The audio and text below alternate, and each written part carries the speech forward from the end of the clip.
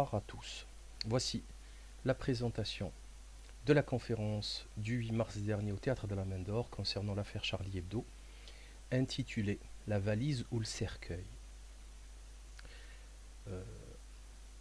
Je voulais d'abord mettre en exergue deux citations très intéressantes.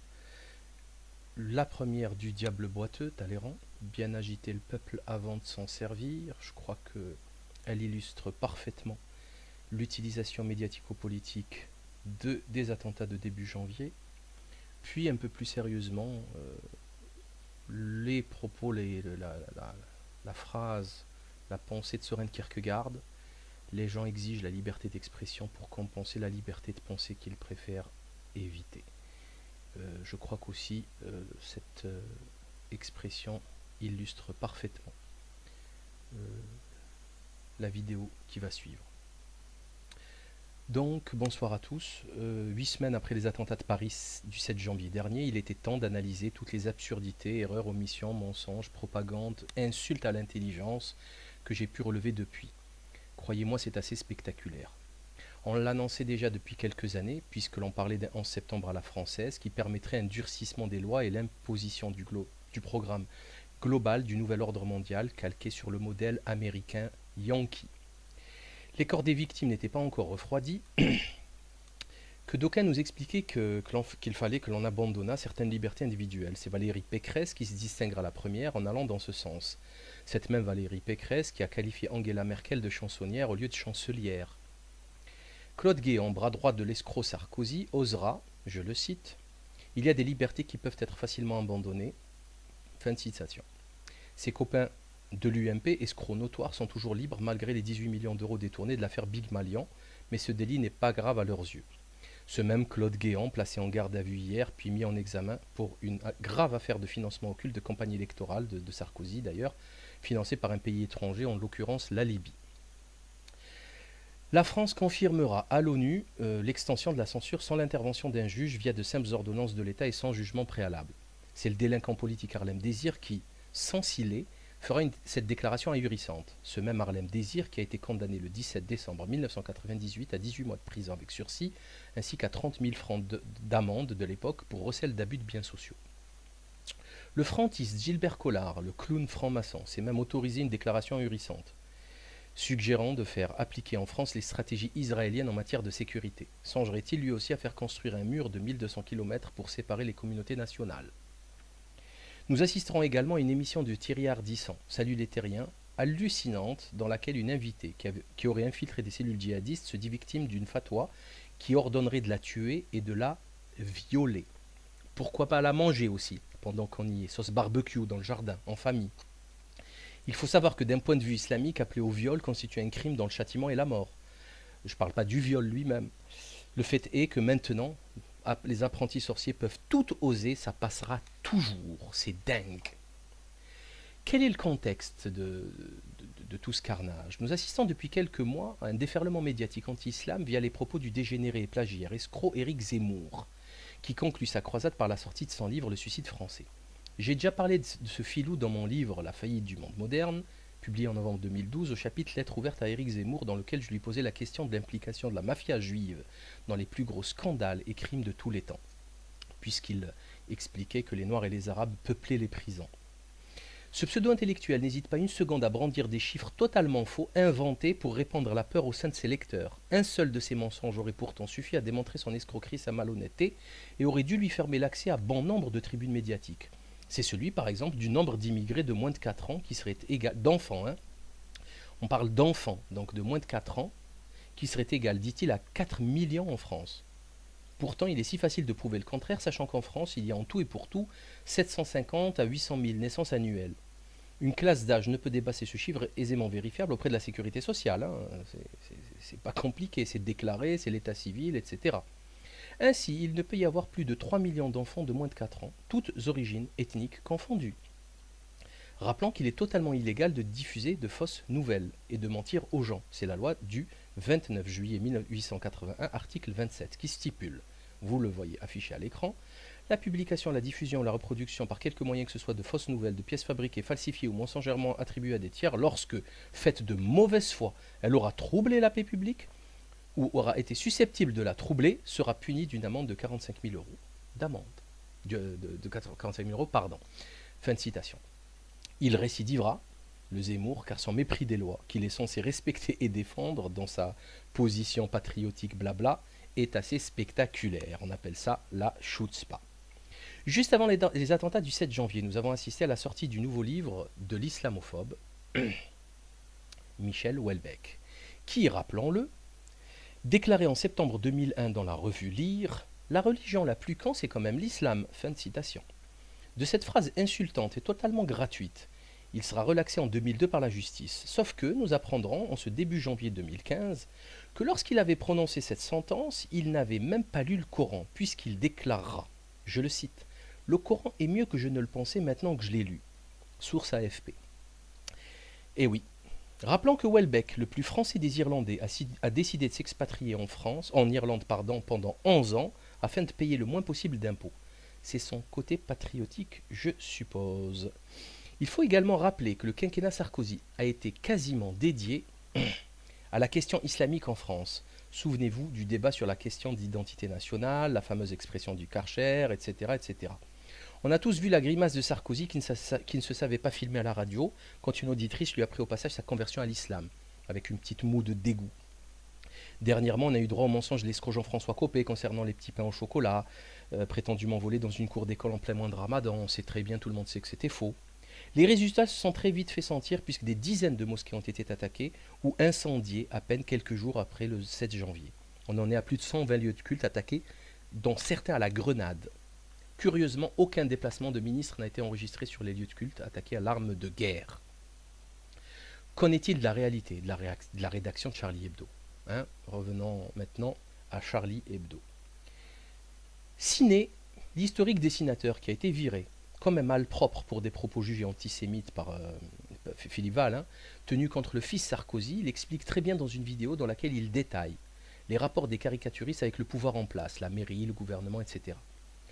Ciné sera relaxé par la justice, et Philippe Val condamné, il faut le rappeler, puisqu'il gagnera 70 000 ou 80 000 euros d'indemnité. Donc c'était faux. Mais c'est pas grave, on nous balance, on nous dit que Charlie Hebdo c'est la liberté d'expression. Ils ont censuré un des leurs et on nous dit que c'est la liberté d'expression. Et ça a été gagné au tribunal, donc il n'y a même pas à discuter. N'oublions pas de citer l'affaire Lefred-Touran, célèbre caricaturiste qui fut censuré par la crapule islamophobe Philippe Val pour avoir osé dessiner son compagnon chansonnier et pédophile condamné par la justice Patrick Fonte. Oui, vous entendez, lisez bien, le compagnon de 20 ans, chansonnier de Philippe Val, Patrick Fonte est pédophile et Charlie Hebdo l'a protégé en refusant un dessin exécuté par Lefred-Touran alors que le journal lui-même faisait des prêtres pédophiles un fonds de commerce récurrent et prospère. Hypocrisie quand tu nous tiens. On a tous découvert après le massacre que Charb avait une relation avec Jeannette Bougrabe, qui fut secrétaire d'État du gouvernement Fillon, de la présidence Sarkozy, et qui faisait partie des cercles de pouvoir les plus conservateurs qui soient, à l'antipode de ce qu'affirmaient être Charb et ses associés. Pourtant, ça ne semble choquer personne. On a su également, après le massacre, qu'un grand nombre de francs-maçons faisaient partie de l'équipe du journal. On comprend mieux ainsi le peu d'esprit critique que présentait Storchamp vis-à-vis de la secte maçonnique et de son implication dans les plus gros scandales médiatico-politico-financiers, anciens et récents. Même l'épouse de Wolinski est une vénérable de loge. C'est dire. Une énième lourde contradiction doctrinale, le fait que Charlie Hebdo était hébergé chez Libération, journal de gauche, dont le patron est un bankster répondant au doux nom de Rothschild. Ça non plus, ça ne choque pas grand monde. Lorsque l'homme d'affaires Rachid Nekaz proposera de racheter Charlie Hebdo en difficulté financière, il essuiera un refus. Rothschild oui, Nekaz non. Ils auraient préféré avoir affaire à un fonds de pension US ultra-capitaliste qu'à leur concitoyen Rachid Nekaz. Ça, c'est leur côté anarchiste, certainement. Peut-on passer sous silence la question de l'islamophobie pathologique de Charlie Hebdo depuis l'époque Philippe Val? Olivier Siran, ancien de l'équipe, a publié un long article dans Le Monde. Les mots utilisés par Siran sont très durs. Affairisme, formatage, despotique, la catastrophique Fourest, etc. Il les accuse d'islamophobie directement, ce qui a obligé Charb justement à répondre. L'acharnement de la rédaction de Charlie Hebdo quant à la question islamique ne peut être ignoré. Cette volonté morbide de dessiner et redessiner le prophète de l'islam dans les postures les plus avilissantes ne peut être prise à la légère. Wolinski lui-même l'a dit à la rédaction et à Charb selon le témoignage de Delphel Detemps, l'ancien membre fondateur de Charlie Hebdo. lui-même. Donc, bon, il y a 50 ans, il était là. Dans l'Observateur du 14 janvier, donc il a écrit ce papier qui créa une très grosse polémique. Je le cite. Je crois que nous sommes des inconscients. Donc ça, c'est Delphel de Temps qui cite Wolinski, qui parle à la rédaction. Je crois que nous sommes des inconscients et des imbéciles qui avons pris un risque inutile. C'est tout. On se croit invulnérable. Pendant des années, des dizaines d'années même, on fait de la provocation et puis un jour, la provocation se retourne contre nous. Il ne fallait pas le faire. Fin de citation. Parole de sagesse. N'importe quelle personne, fût-elle la plus sage et la plus pacifique, peut au bout de la 300 millième insulte perdre la raison et devenir violente. En droit, cela s'appelle du harcèlement et c'est condamnable. Comment occulter le fait que la rédaction de Charlie Hebdo soit pleine de sionistes virulents? Comment passer sous silence le fait qu'il soit peuplé d'homosexuels militants du lobby LGBT, comme Caroline Fourest ou récemment Charles Belluz, celui-ci ayant avoué sa relation charnelle avec Charb et s'en étant même enorgueilli en pleine cérémonie solennelle lors des funérailles? Comment occulter la présence de nombreux frères Latruelle, intégristes du Grand Orient de France, chose qui n'est jamais dite au peuple?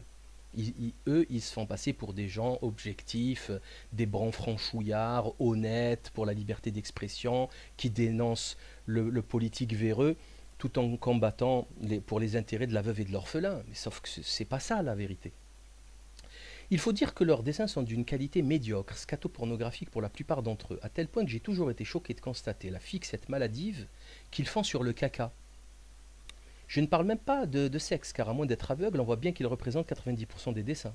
Personnellement, lorsque je songe à l'âge de certains caricaturistes, qui ont allègrement dépassé les 8 décennies, et lorsque je vois leurs dessins, je suis légitimement en droit de me poser des questions sur leur santé mentale. Une question mérite à mon sens d'être posée. En quoi, comment, pourquoi et à quel moment peut-on juger pertinent le fait de dessiner un gros étran ou une caricature de Valéry Giscard d'Estaing en forme de verge? Quelle civilisation humaine peut-elle accepter cette dégradation de l'intellect? À leur seule défense, l'accusation de complotisme. Toute personne se posant des questions légitimes sera traitée de complotiste, comme si c'était une insulte, une espèce de maladie incurable et honteuse. Très curieuse défense lorsque l'on a vécu très récemment les affaires Cahuzac, Copé, Bernard Petit, le patron du 36 quai des Orfèvres, Guérini, Andrieux, Thévenoud, Taubira, Kucheida, sans oublier les délinquants Balkany, Harlem Désir, DSK. Comme si on avait affaire en face de nous à des anges, des modèles de vertu incapables du plus petit mensonge ou de manipuler le peuple. Alors que ces mêmes voyous récidivistes crieront immédiatement au complot lorsque ce sont eux qui se sont impliqués dans des affaires scabreuses. Je vous rappelle le Conspiracy Club que j'ai initié et qui contient absolument toutes les personnalités politiques qui ont crié au complot dès qu'ils étaient impliqués dans des affaires louches et douteuses. Pire encore, summum de l'abjection la plus crasse, la plus nauséabonde, la plus puante, pour utiliser le vocabulaire de ces dégénérés. L'avocat de Charlie Hebdo, Richard Malka, accessoirement avocat de la Chambre de compensation criminelle Clearstream, qui a changé de nom depuis, traitait l'excellent et courageux journaliste Denis Robert de petit conspirationniste parano à la barre lors des nombreux procès contre cette mafia de la finance. Bien sûr, ça ne choque personne que Richard Malka soit à la fois l'avocat de Clearstream et du très gauchiste journaleux, des très gauchistes journaleux Charlie Hebdo, qui lors des funérailles ont entonné l'Internationale. C'est de la science-fiction. On assistera à l'interview de l'inénarrable Rudi Reichstadt, ubiquitaire et grand spécialiste du complot sur Internet, qui tient un site depuis 8 ans et dont on se demande qui peut bien le financer. On assistera également à la fameuse tirade « On dit tout et n'importe quoi sur Internet, on est sous couvert d'anonymat, blabla ». C'est un certain Guilhem Fouettilou qui dira cela dans le magazine Média sur France 5 le 25 janvier dernier. Ceci est un pur mensonge, car j'en ai fait moi-même l'expérience lors de mon procès contre Skyrock et le sataniste Pierre Bélanger. Il suffit de quelques minutes à la police pour retrouver l'auteur des propos qui sont jugés dans les tribunaux. Il suffit de retrouver l'IP de l'ordinateur. Donc c'est faux. Les plateformes vidéo et autres sites d'hébergement peuvent vous censurer au bout de quelques minutes seulement après signalement. Ils suppriment, ils censurent le compte. C'est ce qui m'est arrivé le 9 mai 2009, justement, avec Dailymotion et Skyrock. Je dis donc au passage à messieurs Reichstad et Fouettilou et consorts que j'attends toujours les procès et autres débunkages de mon livre « La faillite du monde moderne », ce qui n'a jamais été fait. Donc tout ceci est un mensonge. Ces messieurs mentent pour discréditer tout ce qui vient du net et en faisant passer bien sûr leur information pour légitime et officielle. Lors des meurtres de Toulouse, j'avais anticipé sur les événements à venir en annonçant l'assassinat plus que probable de Mohamed Merah par le RAID, car cela arrangerait grandement les affaires des services spéciaux français, sachant comme tout le monde qu'un cadavre ne parle pas. Ça tombe très bien. Il emporte ses secrets avec lui.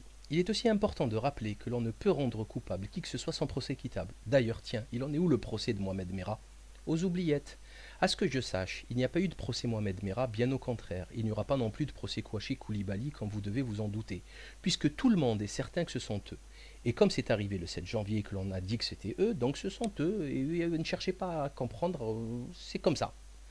Donc vous voyez très bien que Toulouse, ça fait maintenant 3-4 ans, ça fait 3 ans, bientôt 3 ans, et ça n'a pas avancé d'un iota. Revenons maintenant à nos questionnements légitimes sur cette affaire. Hein. Commençons par, on va citer 10 points. Avant toute chose, il est intéressant de rappeler que l'affaire des caricatures date de 2006, et qu'elle est donc vieille de 9 ans. Pourquoi avoir attendu si longtemps? Surtout lorsque l'on nous explique que des Kalachnikov, il y en a, en veux-tu, en voilà, 1000 euros dans les cités, que c'est très facile à se procurer, la guerre des Balkans, que les balles, il y en a un paquet. Par contre, il faut 10 ans pour monter une petite affaire, enfin, un petit truc comme ça de rien du tout. Ça n'a aucun sens. Deuxième point. Dans un audio, on peut entendre un des frères Kouachi expliquer qu'il a été financé par un certain Anwar el-Awlaki, que vous voyez à l'écran actuellement. Sauf que ce dernier est décédé en septembre 2011. En d'autres termes, pourquoi une attaque aussi simple à exécuter, encore une fois, a-t-elle demandé plus de 3 ans? Plus de 3 ans. Donc on nous explique que c'est Al-Qaïda, que c'est l'Arabie Saoudite, qu'ils ont du fric, qu'ils ont de l'argent, etc. Et par contre, donc on a besoin de 2 Kalachnikov à 1000 euros pièce. Par contre, il faut 4 ans pour organiser ça. Ça n'a pas de sens. Comment peut-on oser faire croire à l'observateur attentif qu'une voiture peut se frayer un chemin en pleine heure de pointe, c'est-à-dire 11 heures, en plein Paris, tout en ayant été signalé à toutes les polices de France et de Navarre dès les premières minutes de fusillade, puisque ces fusillades se feront avec la police? Après vérification du trajet, nous pouvons affirmer que les deux fugitifs ont parcouru au minimum 5,5 km de la rue Nicolas Appert à la porte de Pantin en ayant fait une halte à la place du colonel Fabien. L'utilisation de Mappy démontre qu'à cette heure-ci et ce jour-là, ce trajet nécessitait 25 minutes. En d'autres termes, le véhicule roule à 13,2 km/h. Un policier à pied aurait pu les arrêter ou du moins les poursuivre. Un deuxième fait encore plus humiliant pour les forces de police et de la municipalité viendra aggraver cette carence, c'est le point numéro 4, celui des caméras de sécurité. Chers auditeurs, chers lecteurs, savez-vous que la police nationale peut avoir accès à plus de 30 000 caméras sur la place de Paris? 30 000 caméras sur la place de Paris. Oui, vous avez bien entendu. On nous a bassinés pendant des années pour la mise en place de ces caméras excessivement coûteuses afin de justement restreindre la délinquance, etc. In fine, pour rien, absolument pour rien.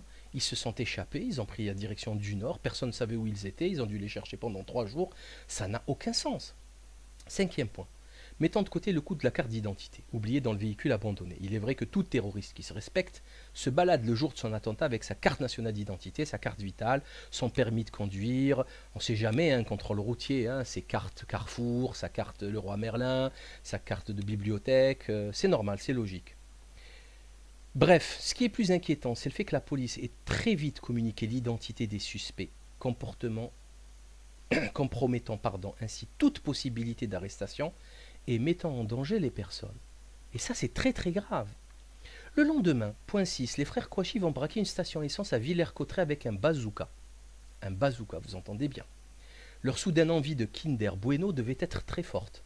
Sauf que le salarié sur place avait témoigné et affirmé que les fugitifs étaient cagoulés, alors que les images diffusées justement par le Daily Mail anglais démontrent le contraire. Bien sûr, personne ne se dit comment ça se fait-il qu'ils n'ont pas prévu leur fuite en achetant de la nourriture. Non, non, il faut qu'ils braquent une station essence avec caméra, avec bazooka. Bravo. Septième point. Les Thelma et Louise du terrorisme vont faire une seconde halte à un quick à Laon, à 135 km de Paris, en direction de la Belgique. Comme chacun sait, il n'y a rien de mieux pour un islamiste intégriste djihadiste qu'un bon hamburger halal de chez Quick pour reprendre des forces. Un bon Krusty Bacon. C'est de la folie. Personne non plus ne se demande pourquoi ils prennent la direction de la Belgique pour ensuite redescendre sur Paris, se faire assassiner par une armée entière de soldats déterminés. Apparemment, il devait être vraiment bon le hamburger, il paraît que la sauce aux oignons est terrible. 8e point. Nous arrivons maintenant à un des points les plus curieux et troublants de cette affaire, celle de la non-utilisation du bazooka. Effectivement, nous apprenons que les frères Kouachi seront cernés par les forces de l'ordre dans une imprimerie à Damartin en Goël et qu'ils n'useront à aucun moment de cette arme de guerre destructrice. Ça n'a absolument aucun sens lorsque l'on sait que l'on va mourir. Autre point intéressant, le 9e, avant-dernier point, Chérif Kouachi déclara à une journaliste BFM qu'il a été envoyé par Al-Qaïda du Yémen et financé par elle, tandis que Koulibaly fera son allégeance à l'État islamique d'Al-Baghdadi. Pourquoi pas? Sauf que chacun sait que sur le terrain, ces deux entités sont ennemies et n'ont cessé de s'entretuer. Hakimi a même publié un document de 90 pages qui explique l'escroquerie de l'État islamique ainsi que sa non-soumission à l'autorité du nouveau calife. C'est une vraie déclaration de guerre. Enfin, 10e point, c'est nouveau, ça vient de sortir, les islamistes, adeptes bien sûr du Krusty-Pekon de chez Quick et de l'usure. Puisque, enfin, de toute façon, là, on va raisonner par l'absurde, et si on part du principe que ce sont les frères Kouachi qui sont coupables, il faudrait que l'on nous explique ici encore comment un islamiste radical peut faire des demandes de crédit usuraire chez Cofidis. Hein, il est inutile de citer ici les versets coraniques qui interdisent l'usure et qui le mettent au niveau doctrinal et religieux parmi les plus grands péchés.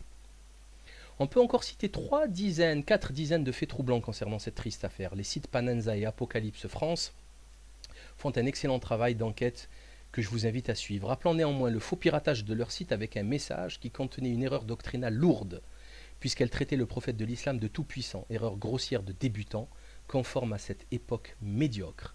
Donc vous voyez bien à l'écran ici, c'était la capture d'écran de leur piratage, et l'abruti qui a fait ça, il a traité, il a désigné le prophète de l'islam en tant que tout-puissant, almighty prophète, ce qui est une erreur doctrinale extrêmement grave qu'un enfant de 5 ans connaît en terre d'islam. Voilà. Donc je vous invite à voir les travaux des sites Panamza qui a bien bossé là-dessus, ou Apocalypse France qui sortent des dossiers assez intéressants concernant cette affaire. Mais je me permets d'ajouter un dernier point assez grave, peut-être le plus grave, et qui ne peut être éludé, celui du témoignage de Coco Corinne Ray, la dessinatrice qui a, selon ses mots, dans l'humanité, daté du jour même des attaques le 7 janvier, ouvert la porte aux deux terroristes car elle revenait de la garderie avec sa fille. Image de gauche à l'écran. 7 janvier, humanité.fr. On se demande bien pourquoi elle est allée récupérer sa fille en milieu de matinée alors qu'elle travaillait, qu'elle était en pleine conférence de rédaction du mercredi matin. Bref, c'est pas grave. Pire encore, on apprend dans un très lent article du Monde, écrit par Soren Silo, que vous voyez à droite de l'écran, et daté du 13 janvier dernier, 6 jours, que Sigolène Vincent, présente, elle aussi, dans les locaux, décrit dans le détail la réunion avant le carnage des frères Kouachi, et cite autour de la table la présence de Coco. Alors la question mérite d'être posée. Entre l'article de l'UMA du 7 janvier et celui du Monde du 13, entre le témoignage de Coco et celui de Sigo, il y a une grave contradiction qui mérite éclaircissement. Elle était, oui ou non, en conférence de rédaction, ou elle était allée récupérer sa fille. D'ailleurs, sa fille, on ne sait plus où elle se trouve. Enfin, c'est un des deux ments, une des deux ments. Il faut juste rappeler aux auditeurs que dans n'importe quel procès en cours d'assises, si des témoignages sont aussi contradictoires, le coupable est relaxé immédiatement, car sa présence sur les lieux du crime et donc sa culpabilité ne peut être prouvée. Concernant ce massacre, à l'instar du 11 septembre, les règles élémentaires de la raison, de la physique et du droit ne s'appliquent plus. Qu'en est-il de la récupération économique abjecte de ces attentats? La rapidité de la propagation du slogan creux « Je suis Charlie » fut plus que suspecte. C'est un fait indéniable, la volonté intentionnelle d'exagérer le risque et de créer une ambiance de danger en exploitant la profonde émotion suscitée par ces tueries, en appelant à l'union sacrée et à la cohésion nationale, tient du comique quand on sait que le pays est dans une situation financière catastrophique et qu'il se débat dans une souffrance sociale historique. C'est d'autant plus comique que l'on verra très vite des gens se précipiter pour faire breveter ce slogan et faire du business avec cette affaire. Des numéros de Charlie Hebdo seront même revendus jusqu'à 900 € sur eBay. 900 €. Le patron de BFM TV, Alain Veil, s'est même permis un tweet en plein massacre dans lequel il exprimait sa joie d'avoir gagné quelques points d'audimat. Il s'en excusera plus tard, mais c'est malheureusement trop tard. Plus glauque encore, le CAC 40 saluera les attentats de Paris par une hausse historique. Le jour même des attentats, un petit 0,72%, bien sympa, tranquille. Le lendemain, c'est guinguette, 3,59%. Hausse historique depuis des lustres du jamais vu. C'est la seule apologie, c'est la seule et unique apologie de terrorisme que j'ai vue ces derniers jours. Quant à la récupération politique, Quelle superbe occasion pour nos politiques véreux de se refaire une virginité en ces temps économiquement apocalyptiques, du pain béni. Le 8 janvier, Sarkozy, qui vient tout juste de recevoir le prix du meilleur menteur de l'année en politique, était déjà reçu à l'Élysée par François Hollande. On se demande bien pourquoi. C'est le front uni contre la barbarie qu'ils disent. Hollande, Valls doublent leurs points dans les sondages. C'était inespéré. On ne parlera plus de chômage et de crise pendant 30 jours. Pendant même plus. Le plus beau sera la marche des chefs d'État du dimanche 11 janvier, que les médias ont mis en scène. D'ailleurs, elle a été repoussée le dimanche parce que le samedi c'était Shabbat. Donc c'est quand même assez ahurissant de changer le programme d'un peuple entier pour une micro-minorité. Mais pourquoi pas? Moi personnellement ça ne me dérange pas, mais il faut que les gens le sachent. Le problème c'est que l'on avait réuni pour cette marche des pires, je dis bien les pires dictateurs et criminels du monde. Alors bien sûr, la marche des leaders soi-disant à la tête d'1 million de citoyens défilant dans Paris était en fait à l'heure. Certes, ils en marchaient, mais tout seuls, totalement isolés du peuple. Le reste, comme le démontrent les images, ce sont des plans de coupe, des plans de caméra qui trompent le monde. Donc cette manifestation a réuni les plus grands dictateurs, les plus grands censeurs et assassins de journalistes. Ils étaient tous à Paris pour défendre la liberté d'expression. N'est-ce pas une insulte à l'intelligence? Macky Sall interdira Charlie Hebdo au Sénégal après avoir participé à cette marche. Charlie Hebdo n'aurait même pas eu le droit d'exister en Israël. Ce qui est foncièrement hypocrite, c'est que Netanyahou, le boucher de Gaza, soit venu en France. Cela jouait liberté d'expression en sachant pertinemment que dans son propre entité scélérate, une loi punissant l'offense aux sensibilités religieuses existe. D'imposantes manifestations ont eu lieu à Alger après la grande prière du vendredi suivant. Des heurts violents ont opposé les manifestants aux forces de police. Pourtant, le ministre des Affaires étrangères Ramtan Lamamra était à Paris ce 11 janvier, alors que toute manifestation est interdite en Algérie depuis plus de 20 ans. Vous vous moquez de qui? Pour prouver l'hypocrisie maladive de nos élites, il suffit de remarquer le nombre d'articles concernant les massacres de milliers de personnes par Boko Haram. Où sont les une chocs? Où sont les marches républicaines populaires blabla? On a attendu en vain ces mêmes hauts personnages et responsables politiques dans les marches de soutien au peuple palestinien lors des multiples massacres des Gazaouis. Ils ont préféré marcher avec Netanyahou, le boucher de Gaza. Non, non, non, non, non, je ne suis pas Charlie, je ne le serai jamais. Nous ne serons pas les seuls d'ailleurs à ne pas l'être, oh que non. De nombreuses personnalités, pas des moindres, ont décidé de se déclarer ne pas être Charlie.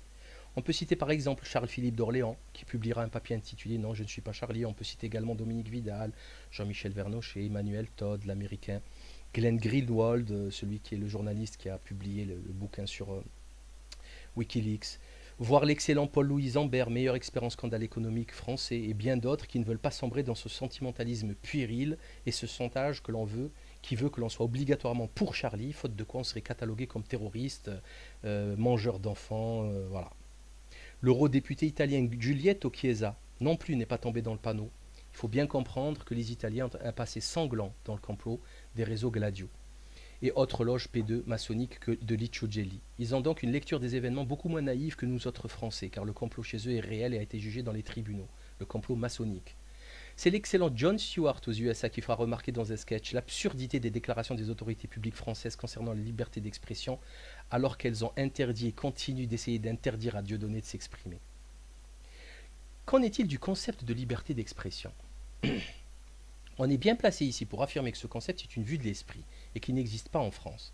Dès que vous sortez des clous, vous rencontrez énormément de difficultés pour vous exprimer. À titre d'exemple, on peut citer l'impossibilité d'obtenir une salle publique municipale lorsque l'on dénonce le gouvernement et les magouilles politiques UMPS.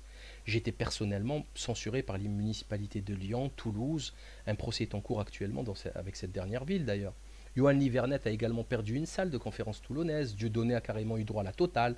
En réalité, on se rendra très vite compte que cette liberté d'expression qu'il défendait la veille ne s'applique plus le lendemain pour toute personne qui n'est pas Charlie. Ils ont battu le pavé le 11 janvier durant toute une journée avec des criminels de guerre pour un concept qu'ils refusent à leurs adversaires intellectuels le lendemain. Lorsque l'on apprendra que la Grande-Bretagne espionne les journalistes français, du Monde en l'occurrence, et pas seulement, personne ne criera au scandale. Vous avez vu, vous, une crise diplomatique? Que la NSA ait mis sur écoute Hollande, Merkel et les autres. Pareil, kiff kiff, rien, walou, nada. Et ça ose parler liberté d'expression et de souveraineté?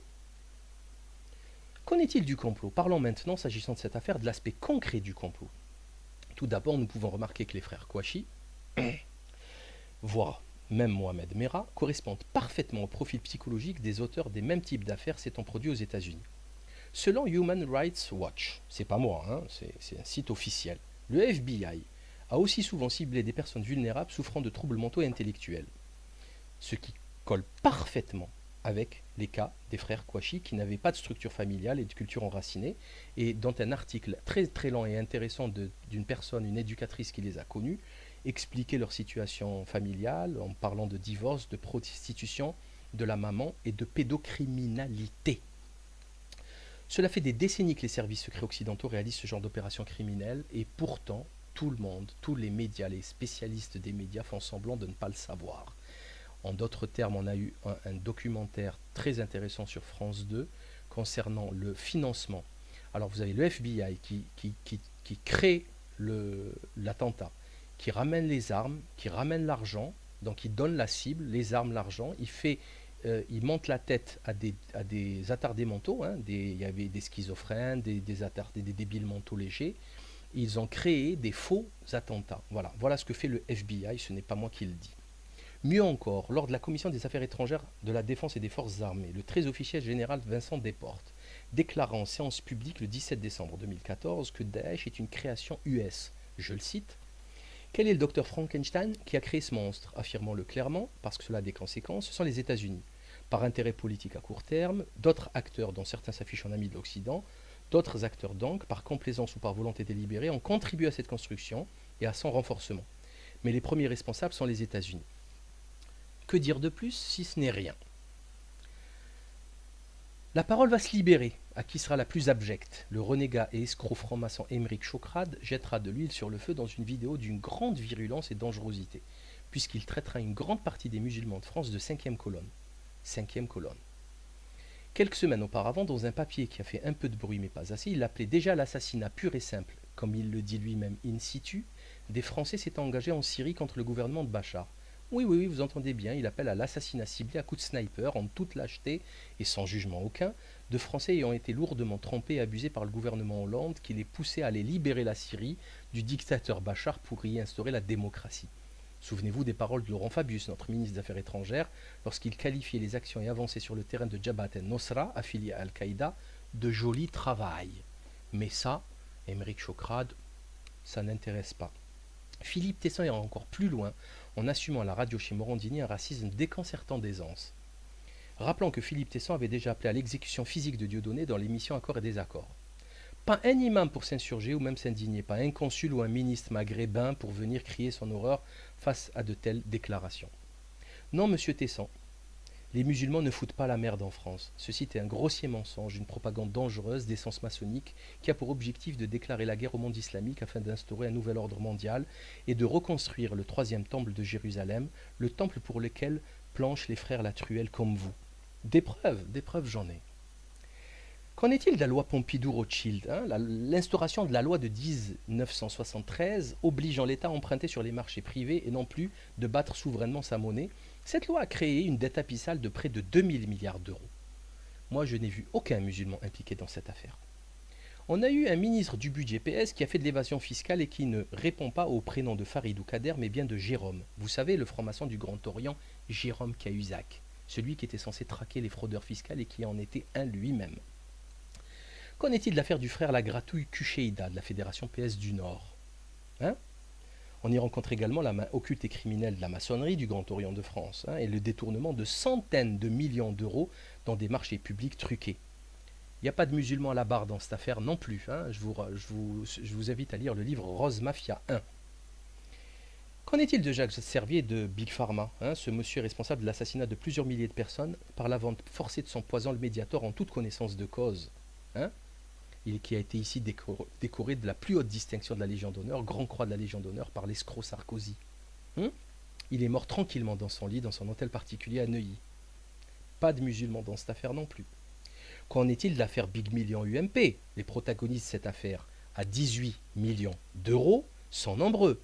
Sarkozy, Copé, Lavrieux, Millot, Alves, Attal. No musulmans dans cette affaire, no musulmans. Qu'en est-il des gouvernements successifs qui ont poussé à la destruction de l'industrie française avec la mise au chômage de millions de personnes et la perte d'un savoir-faire centenaire réputé mondialement du fait des délocalisations qui ont été menées et encouragées par ces gouvernements successifs à la tête du pays? Moi, je n'ai vu aucun musulman dans ces gouvernements. Qu'en est-il de la télélobotomisation? La télé poubelle ces 20 dernières années n'a eu de cesse de promouvoir tout ce qu'il y a de plus abject et de plus avilissant. Il n'y a pas de musulmans dans les organigrammes de TF1, Canal+, blabla, M6, la télé poubelle. Qu'en est-il de la théorie du genre? Vous avez vu des musulmans promouvoir toute cette saleté? Qu'en est-il de l'affaire Bernard Tapie, Christine Lagarde? Près d'un demi-milliard d'euros volés grâce à un subterfuge consistant à court-circuiter la justice classique en passant par un comité d'arbitrage fumeux de copains et de coquins. Il n'y a pas de musulmans dans cette affaire. Pierre Mazot, Jean-Denis Bredin, Pierre Estou. Non, pas de musulmans. Qu'en est-il de l'arnaque dite du carrousel de TVA? Il s'agit de 10 à 20 milliards d'euros volés au trésor public, l'équivalent de la moitié de l'impôt sur le revenu annuel. La mafia juive, oui, c'est vrai, il y en a beaucoup, et l'argent est détourné in fine dans l'entité sioniste scélérate. Mais des musulmans, non, il n'y en a pas. Je ne sais pas pourquoi. Ils ne sont pas assez futés peut-être pour voler tout cet argent. Peut-être qu'ils sont honnêtes, un peu plus honnêtes, je ne sais pas. Qu'en est-il de la corruption de la police? Les dernières affaires sont ahurissantes et très inquiétantes. En parlant de Michel Néré, puis celle de Jean-Christophe Lagarde, patron de la police du Nord qui organisait des partous pour DSK, ou encore le carnage de la BAC Nord de Marseille, impliqué dans des braquages, dans du trafic de drogue, ou dernièrement le 36 quai des Orfèvres, ou plus justement Gang des Orfèvres, le fleuron de la police française. Car en quelques mois à peine, nous avons comptabilisé un viol dans leurs locaux du 36 par 3 pochetrants, un vol de 52 kilos de cocaïne, et maintenant l'affaire Bernard Petit, etc., qui implique la franc-maçonnerie en premier lieu. No Muslims. Il n'y a pas de musulmans dans cette affaire, monsieur Philippe Tessan. Finky le clown se hâtera de nous faire part du faux témoignage d'un romancier maghrébin qui aurait relaté les propos de lycéens qui auraient approuvé ces attentats. Des propos extrêmement violents, et en fait, une petite enquête a été faite, et c'était tout inventé, c'était faux. NKM, Nathalie Kosciusko-Morizet, va parler aux médias mainstream chez Bourdin, affirmant que des dizaines d'enfants arrivaient régulièrement en retard pour cause de prières du matin. Ça avait fait un scandale. Il faut simplement savoir que la prière du Fajr au Subh, seule et unique prière obligatoire du matin, et non du Shuruq, est accomplie largement avant l'entrée en classe, puisqu'à la fin décembre, où le lever du soleil est le plus tardif de l'année, elle ne peut excéder 7h20. Pour la région parisienne, 6h56 pour la région marseillaise. Donc, il est impossible que cette histoire soit vraie. Mais c'est pas grave, on a quand même menti en faisant passer les musulmans pour des intégristes, des débiles mentaux qui emmènent leurs enfants en retard à l'école, etc., etc., etc. Le mal est fait. En contrepartie, comme Charlie Hebdo va récidiver avec une énième caricature du prophète, cela créera des tensions dans le monde entier. Des églises de nos frères chrétiens seront incendiées à Niamey. Merci qui? Merci Charlie. Hélas, les musulmans africains ne savent pas tous que ces attaques incessantes contre leur religion n'est pas le fait des chrétiens, oh que non, mais de francs-maçons et autres dégénérés de la pire espèce qui n'ont absolument rien à voir avec le Christ. Nous assisterons même en France à une scène mémorable et chaleureuse de 2 prêtres qui surveillaient la mosquée pendant la prière du vendredi à cause des attaques islamophobes qui se sont multipliées dernièrement. En Belgique, la communauté juive exige des armes, rien que ça. Rien de mieux pour accélérer une bonne petite guerre civile, bien comme il faut. Merci qui? Merci Charlie. Que la raison et la réflexion reviennent au plus vite. Autrement, tout ceci sera compliqué à redresser. Il n'est plus question ici de valise ou de cercueil. On n'est plus en 62 et les temps ont changé. Les mentalités aussi. Mais bien de cercueil pour tous, car la guerre civile que ces dégénérés pathocrates nous préparent va être particulièrement sanglante et d'une extrême violence. Il faut absolument sortir du schéma politique partisan et du vote démocrateux et réveiller les masses à la réalité politico-mafieuse de la France. Rien ne se gagnera par les urnes, et ce ne sera certainement pas le Front Nationaliste qui fera bouger les lignes. Vous avez vu l'appel de Marine Le Pen qui invite le CRIF à aller la rencontrer. On savait qu'il y avait déjà la LDJ au BBR, maintenant c'est le CRIF. Lisez le livre Jean-Marie Marine et les Juifs pour comprendre le côté sioniste du Front National assez abject qui n'a rien à envier à l'UMPS. Il faut arrêter de croire à cette mascarade démocrateuse parce que on n'a plus le temps. Il faut s'atteler à élever le niveau de conscience et de savoir du peuple, car on l'a bien vu dans ces attentats. La hantise du système est justement de se rendre compte que plus personne n'est dupe de leur cirque. Et Dieu merci, on sent le vent tourner. On sent le vent tourner, vu les dernières émissions qu'on a vues à la télé, la dernière qui date du 7 mars dernier de Franz-Olivier Gisbert sur le complot. Et donc il faut vraiment réveiller le maximum de personnes, faire un travail d'information de qualité, réveiller le maximum de personnes à la réalité par des faits concrets, hein, en précisant les choses, parce qu'autrement, sincèrement, la situation va dégénérer et on va avoir droit à un cercueil pour tous. Une guerre civile, on sait quand elle commence, on ne sait jamais quand elle finit. En Algérie, ça a duré 10-15 ans, d'ailleurs ça n'a jamais fini. Au Liban, ça a duré 17 ans. Il faut faire très attention. Merci pour votre attention et à très bientôt.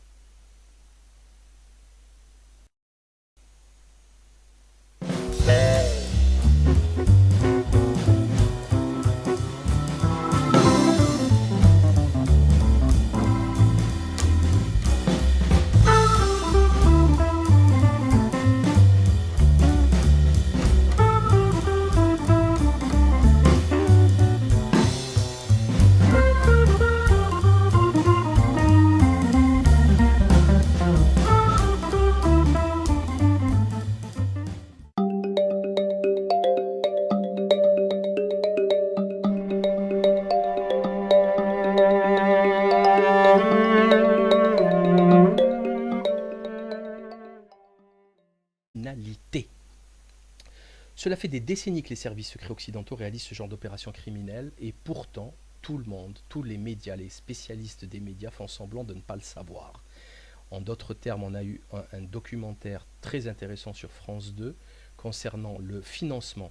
Alors vous avez le FBI qui crée l'attentat, qui ramène les armes, qui ramène l'argent, donc il donne la cible, les armes, l'argent, il monte la tête à des attardés mentaux, hein, il y avait des schizophrènes, des attardés, des débiles mentaux légers. Ils ont créé des faux attentats. Voilà ce que fait le FBI, ce n'est pas moi qui le dis. Mieux encore, lors de la commission des affaires étrangères de la défense et des forces armées, le très officiel général Vincent Desportes déclara en séance publique le 17 décembre 2014 que Daesh est une création US. Je le cite. Quel est le docteur Frankenstein qui a créé ce monstre? Affirmons-le clairement, parce que cela a des conséquences, ce sont les États-Unis. Par intérêt politique à court terme, d'autres acteurs, dont certains s'affichent en amis de l'Occident, d'autres acteurs donc, par complaisance ou par volonté délibérée, ont contribué à cette construction et à son renforcement. Mais les premiers responsables sont les États-Unis. Que dire de plus si ce n'est rien? La parole va se libérer. À qui sera la plus abjecte? Le renégat et escroc franc-maçon Émeric Chaukrade jettera de l'huile sur le feu dans une vidéo d'une grande virulence et dangerosité, puisqu'il traitera une grande partie des musulmans de France de cinquième colonne. Cinquième colonne. Quelques semaines auparavant, dans un papier qui a fait un peu de bruit mais pas assez, il appelait déjà l'assassinat pur et simple, comme il le dit lui-même in situ, des Français s'étant engagés en Syrie contre le gouvernement de Bachar. Oui, vous entendez bien, il appelle à l'assassinat ciblé à coups de sniper, en toute lâcheté et sans jugement aucun, de Français ayant été lourdement trompés et abusés par le gouvernement Hollande qui les poussait à aller libérer la Syrie du dictateur Bachar pour y instaurer la démocratie. Souvenez-vous des paroles de Laurent Fabius, notre ministre des Affaires étrangères, lorsqu'il qualifiait les actions et avancées sur le terrain de Jabhat el-Nosra, affilié à Al-Qaïda, de joli travail. Mais ça, Émeric Chaukrade, ça n'intéresse pas. Philippe Tesson ira encore plus loin en assumant à la radio chez Morandini un racisme déconcertant d'aisance. Rappelons que Philippe Tesson avait déjà appelé à l'exécution physique de Dieudonné dans l'émission Accords et désaccords. Pas un imam pour s'insurger ou même s'indigner, pas un consul ou un ministre maghrébin pour venir crier son horreur face à de telles déclarations.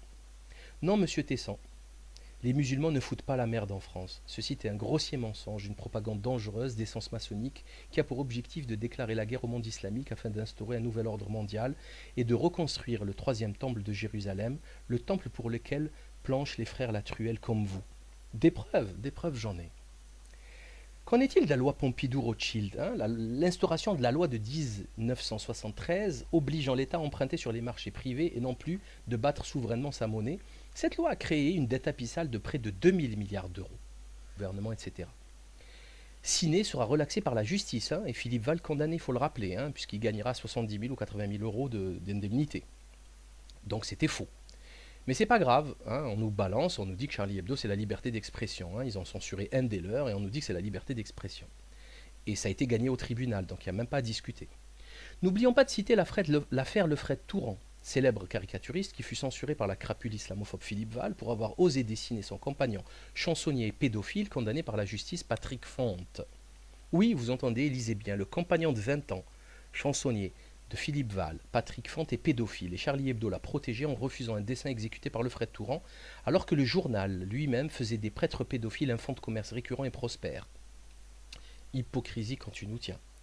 On a tous découvert après le massacre que Charb avait une relation avec Jeannette Bougrabe, qui fut secrétaire d'État du gouvernement Fillon, de la présidence Sarkozy, et qui faisait partie des cercles de pouvoir les plus conservateurs qui soient, à l'antipode de ce qu'affirmaient être Charb et ses associés. Pourtant, ça ne semble choquer personne. On a su également, après le massacre, qu'un grand nombre de francs-maçons faisaient partie de l'équipe du journal.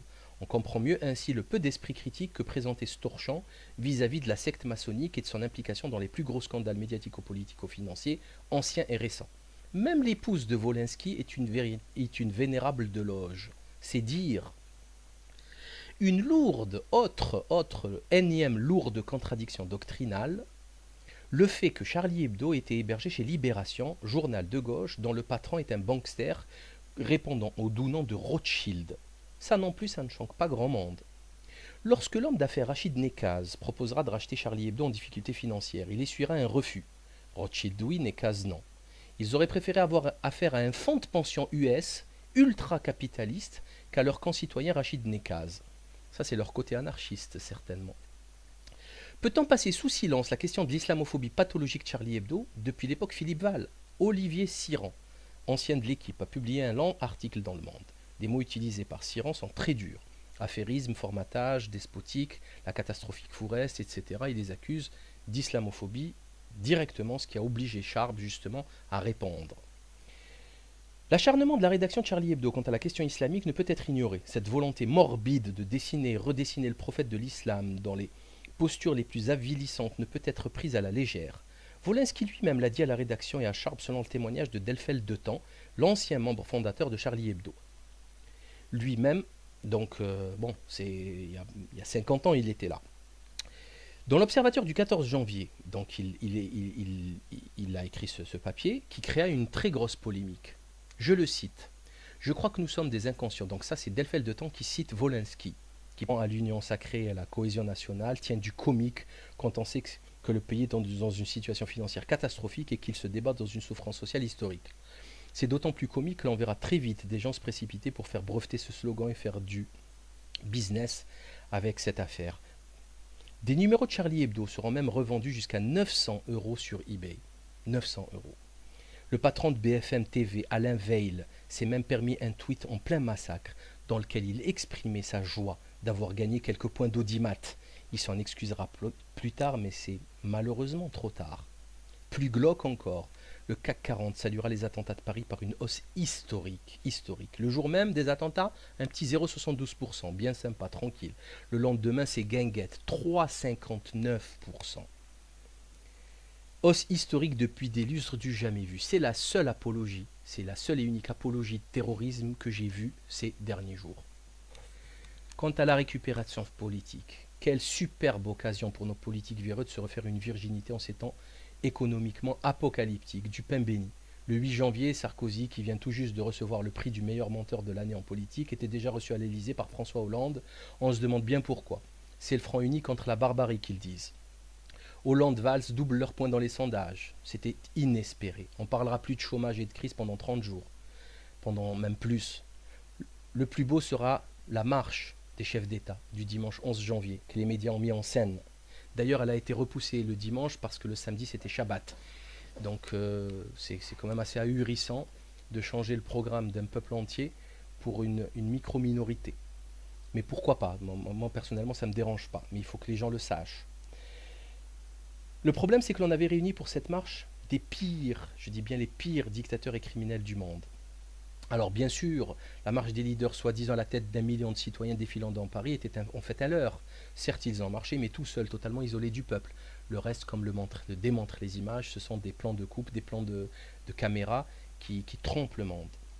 Donc cette manifestation a réuni les plus grands dictateurs, les plus grands censeurs et assassins de journalistes. Ils étaient tous à Paris pour défendre la liberté d'expression. N'est-ce pas une insulte à l'intelligence? Macky Sall interdira Charlie Hebdo au Sénégal après avoir participé à cette marche. Charlie Hebdo n'aurait même pas eu le droit d'exister en Israël. Ce qui est foncièrement hypocrite, c'est que Netanyahou, le boucher de Gaza, soit venu en France. Cela jouait liberté d'expression en sachant pertinemment que dans son propre entité scélérate, une loi punissant l'offense aux sensibilités religieuses existe. D'imposantes manifestations ont eu lieu à Alger après la grande prière du vendredi suivant. Des heurts violents ont opposé les manifestants aux forces de police. Pourtant, le ministre des Affaires étrangères Ramtan Lamamra était à Paris ce 11 janvier, alors que toute manifestation est interdite en Algérie depuis plus de 20 ans. Vous vous moquez de qui? Je crois que nous sommes des inconscients et des imbéciles qui avons pris un risque inutile. C'est tout. On se croit invulnérable. Pendant des années, des dizaines d'années même, on fait de la provocation et puis un jour la provocation se retourne contre nous. Il ne fallait pas le faire. Fin de citation. Parole de sagesse. N'importe quelle personne, fût-elle la plus sage et la plus pacifique, peut au bout de la 300 millième insulte perdre la raison et devenir violente. En droit, cela s'appelle du harcèlement et c'est condamnable.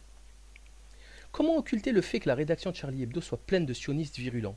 Comment passer sous silence le fait qu'il soit peuplé d'homosexuels militants du lobby LGBT, comme Caroline Fourest ou récemment Charb Belluz, celui-ci ayant avoué sa relation charnelle avec Charb et s'en étant même enorgueilli en pleine cérémonie solennelle lors des funérailles? Comment occulter la présence de nombreux frères Latruelle, intégristes du Grand Orient de France, chose qui n'est jamais dite au peuple?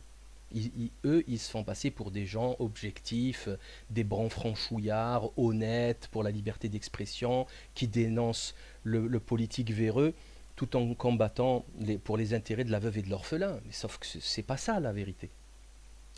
Il faut dire que leurs dessins sont d'une qualité médiocre, scatopornographique pour la plupart d'entre eux, à tel point que j'ai toujours été choqué de constater la fixette maladive qu'ils font sur le caca. Je ne parle même pas de sexe, car à moins d'être aveugle, on voit bien qu'ils représentent 90% des dessins. Personnellement, lorsque je songe à l'âge de certains caricaturistes, qui ont allègrement dépassé les 8 décennies, et lorsque je vois leurs dessins, je suis légitimement en droit de me poser des questions sur leur santé mentale. Une question mérite à mon sens d'être posée. En quoi, comment, pourquoi et à quel moment peut-on juger pertinent le fait de dessiner un gros étran ou une caricature de Valéry Giscard d'Estaing en forme de verge? Quelle civilisation humaine peut-elle accepter cette dégradation de l'intellect? À leur seule défense, l'accusation de complotisme. Toute personne se posant des questions légitimes sera traitée de complotiste, comme si c'était une insulte, une espèce de maladie incurable et honteuse. Très curieuse défense lorsque l'on a vécu très récemment les affaires Cahuzac, Copé, Bernard Petit, le patron du 36 quai des Orfèvres, Guérini, Andrieux, Thévenoud, Taubira, Kucheida, sans oublier les délinquants Balkany, Harlem Désir, DSK. Comme si on avait affaire en face de nous à des anges, des modèles de vertu incapables du plus petit mensonge ou de manipuler le peuple. Alors que ces mêmes voyous récidivistes crieront immédiatement au complot lorsque ce sont eux qui se sont impliqués dans des affaires scabreuses. Je vous rappelle le Conspiracy Club que j'ai initié et qui contient absolument toutes les personnalités politiques qui ont crié au complot dès qu'ils étaient impliqués dans des affaires louches et douteuses. Pire encore, summum de l'abjection la plus crasse, la plus nauséabonde, la plus puante, pour utiliser le vocabulaire de ces dégénérés. L'avocat de Charlie Hebdo, Richard Malka, accessoirement avocat de la Chambre de compensation criminelle Clearstream, qui a changé de nom depuis, traitait l'excellent et courageux journal. Il faudrait que l'on nous explique ici encore comment un islamiste radical peut faire des demandes de crédit usuraire chez Cofidis. Il est inutile de citer ici les versets coraniques qui interdisent l'usure et qui le mettent au niveau doctrinal et religieux parmi les plus grands péchés. On peut encore citer 4 dizaines de faits troublants concernant cette triste affaire. Les sites Panenza et Apocalypse France font un excellent travail d'enquête que je vous invite à suivre. Rappelant néanmoins le faux piratage de leur site avec un message qui contenait une erreur doctrinale lourde, puisqu'elle traitait le prophète de l'islam de tout-puissant, erreur grossière de débutant, conforme à cette époque médiocre. Donc vous voyez bien à l'écran ici, c'était la capture d'écran de leur piratage, et l'abruti qui a fait ça, il a traité, il a désigné le prophète de l'islam en tant que tout-puissant Almighty prophète, ce qui est une erreur doctrinale extrêmement grave qu'un enfant de 5 ans connaît en terre d'islam. Voilà.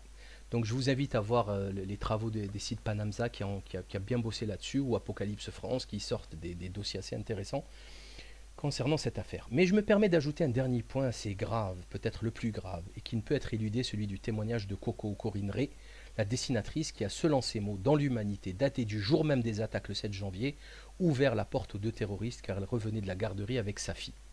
Image de gauche à l'écran. 7 janvier, humanité.fr. On se demande bien pourquoi elle est allée récupérer sa fille en milieu de matinée alors qu'elle travaillait, qu'elle était en pleine conférence de rédaction du mercredi matin. Bref, c'est pas grave. Pire encore, on apprend dans un très lent article du Monde, écrit par Soren Silo, que vous voyez à droite de l'écran et daté du 13 janvier dernier, 6 jours, que Sigolène Vincent, présente elle aussi dans les locaux, décrit dans le détail la réunion avant le carnage des frères Kouachi et cite autour de la table la présence de Coco. Alors la question mérite d'être posée. Entre l'article de l'UMA du 7 janvier et celui du Monde du 13, entre le témoignage de Coco et celui de Sigo, il y a une grave contradiction qui mérite éclaircissement. Elle était, oui ou non, en conférence de rédaction, où elle était allée récupérer sa fille. D'ailleurs, sa fille, on ne sait plus où elle se trouve. Enfin, c'est un des deux ments, une des deux ments. Il faut juste rappeler aux auditeurs que dans n'importe quel procès en cours d'assises, si des témoignages sont aussi contradictoires, le coupable est relaxé immédiatement, car sa présence sur les lieux du crime et donc sa culpabilité ne peut être prouvée. Concernant ce massacre, à l'instar du 11 septembre, les règles élémentaires de la raison, de la physique et du droit ne s'appliquent plus. Qu'en est-il de la récupération économique abjecte de ces attentats? La rapidité de la propagation du slogan creux « Je suis Charlie » fut plus que suspecte. C'est un fait indéniable, la volonté intentionnelle d'exagérer le risque et de créer une ambiance de danger en exploitant la profonde émotion suscitée par ces tueries, en appelant à l'union sacrée et à la cohésion nationale, tient du comique souverainement sa monnaie. Cette loi a créé une dette abyssale de près de 2000 milliards d'euros. Moi, je n'ai vu aucun musulman impliqué dans cette affaire. On a eu un ministre du budget PS qui a fait de l'évasion fiscale et qui ne répond pas au prénom de Farid ou Kader, mais bien de Jérôme. Vous savez, le franc-maçon du Grand Orient, Jérôme Cahuzac, celui qui était censé traquer les fraudeurs fiscaux et qui en était un lui-même. Qu'en est-il de l'affaire du frère La Gratouille Kucheida de la Fédération PS du Nord? On y rencontre également la main occulte et criminelle de la maçonnerie du Grand Orient de France et le détournement de centaines de millions d'euros dans des marchés publics truqués. Il n'y a pas de musulmans à la barre dans cette affaire non plus. Je vous invite à lire le livre Rose Mafia 1.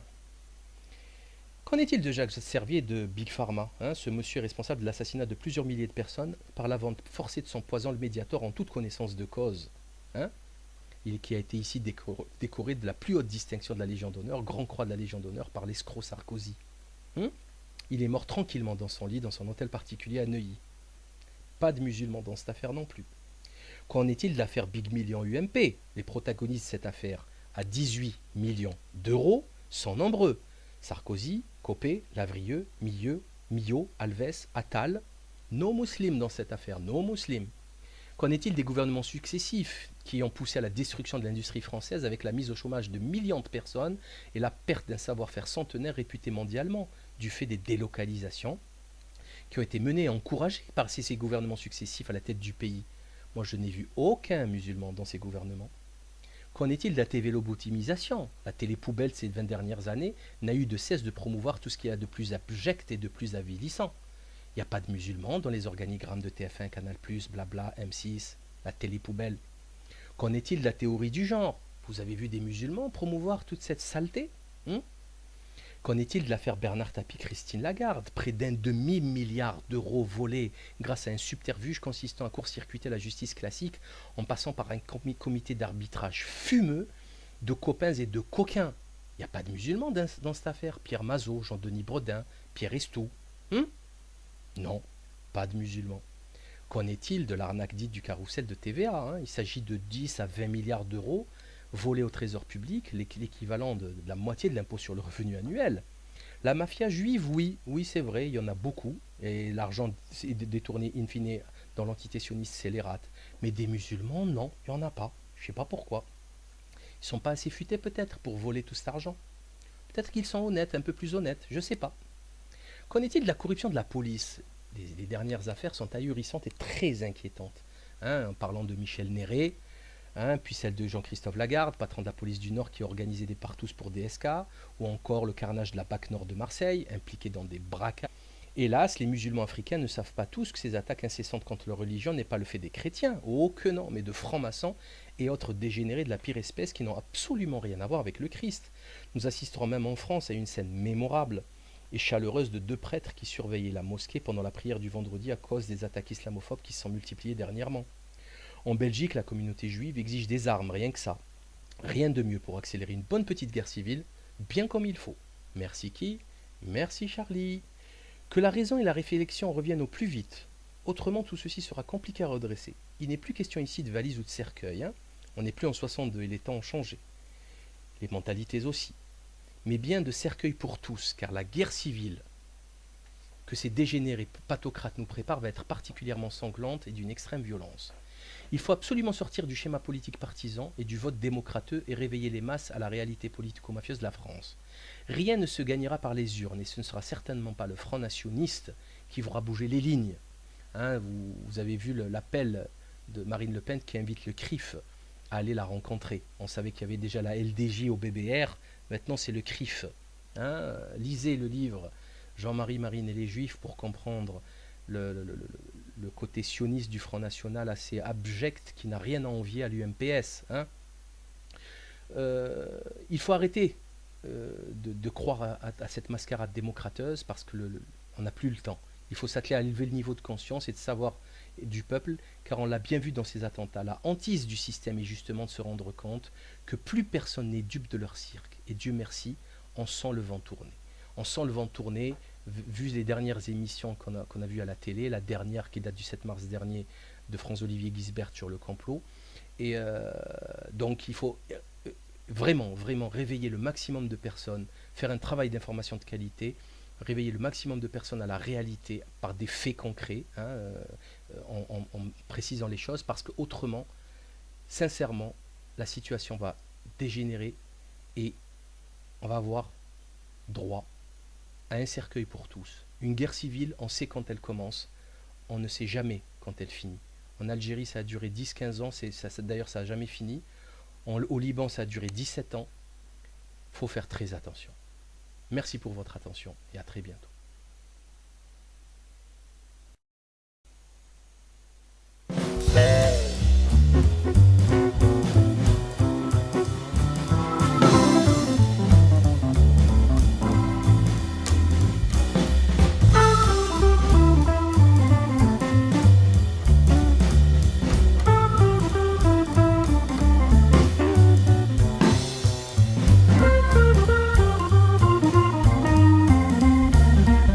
Saluera les attentats de Paris par une hausse historique. Le jour même des attentats, un petit 0,72%, bien sympa, tranquille. Le lendemain, c'est guinguette, 3,59%. Hausse historique depuis des lustres du jamais vu. C'est la seule apologie, c'est la seule et unique apologie de terrorisme que j'ai vue ces derniers jours. Quant à la récupération politique, quelle superbe occasion pour nos politiques véreux de se refaire une virginité en ces temps économiquement apocalyptiques, du pain béni. Le 8 janvier, Sarkozy, qui vient tout juste de recevoir le prix du meilleur menteur de l'année en politique, était déjà reçu à l'Élysée par François Hollande. On se demande bien pourquoi. C'est le front uni contre la barbarie qu'ils disent. Hollande, Valls doublent leurs points dans les sondages. C'était inespéré. On ne parlera plus de chômage et de crise pendant 30 jours. Pendant même plus. Le plus beau sera la marche des chefs d'État du dimanche 11 janvier, que les médias ont mis en scène. D'ailleurs, elle a été repoussée le dimanche parce que le samedi, c'était Shabbat. Donc c'est quand même assez ahurissant de changer le programme d'un peuple entier pour une micro-minorité. Mais pourquoi pas? Moi personnellement ça ne me dérange pas, mais il faut que les gens le sachent. Le problème c'est que l'on avait réuni pour cette marche des pires, je dis bien les pires dictateurs et criminels du monde. Alors bien sûr, la marche des leaders soi-disant à la tête d'1 million de citoyens défilant dans Paris était en fait un leurre. Certes ils en marchaient, mais tout seuls, totalement isolés du peuple. Le reste, comme le démontrent les images, ce sont des plans de coupe, des plans de caméra qui trompent le monde. Donc cette manifestation a réuni les plus grands dictateurs, les plus grands censeurs et assassins de journalistes. Ils étaient tous à Paris pour défendre la liberté d'expression. N'est-ce pas une insulte à l'intelligence? Macky Sall interdira Charlie Hebdo au Sénégal après avoir participé à cette marche. Charlie Hebdo n'aurait même pas eu le droit d'exister en Israël. Ce qui est foncièrement hypocrite, c'est que Netanyahou, le boucher de Gaza, soit venu en France. Cela jouait liberté d'expression en sachant pertinemment que dans son propre entité scélérate, une loi punissant l'offense aux sensibilités religieuses existe.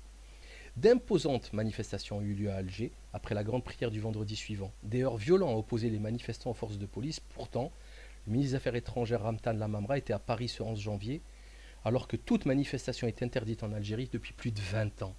Vous vous moquez de qui?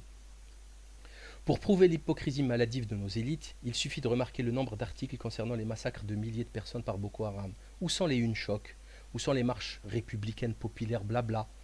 On a attendu en vain ces mêmes hauts personnages et responsables politiques dans les marches de soutien au peuple palestinien lors des multiples massacres des Gazaouis.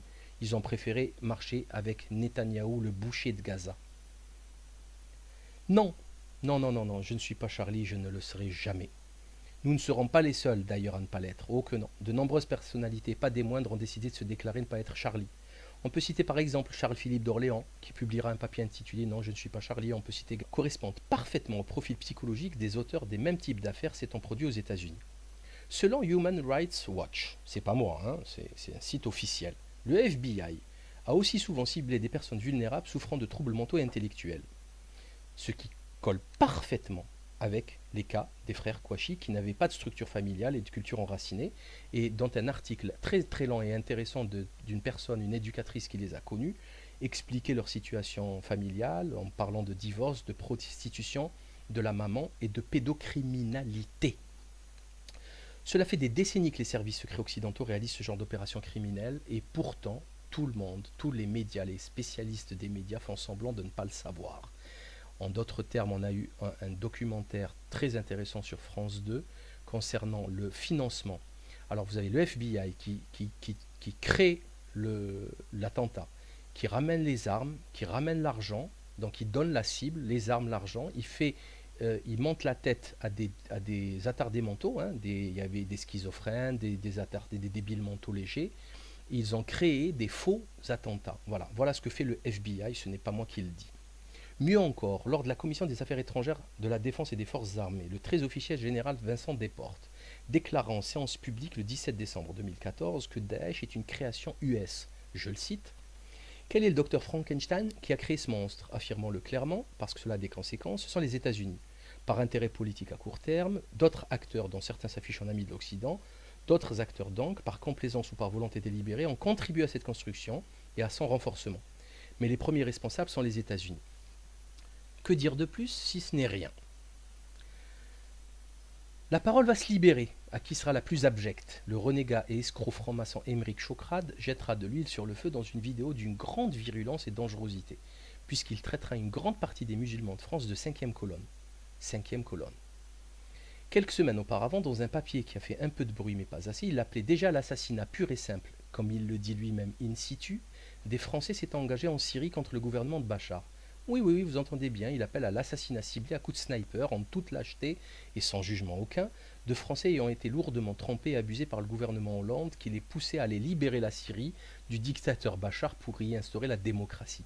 Souvenez-vous des paroles de Laurent Fabius, notre ministre des Affaires étrangères, lorsqu'il qualifiait les actions et avancées sur le terrain de Jabhat el-Nosra, affilié à Al-Qaïda, de joli travail. Mais ça, Émeric Chokrade, ça n'intéresse pas. Philippe Tesson ira encore plus loin en assumant à la radio chez Morandini un racisme déconcertant d'aisance. Rappelons que Philippe Tesson avait déjà appelé à l'exécution physique de Dieudonné dans l'émission Accords et désaccords. Pas un imam pour s'insurger ou même s'indigner, pas un consul ou un ministre maghrébin pour venir crier son horreur face à de telles déclarations. Non, monsieur Tesson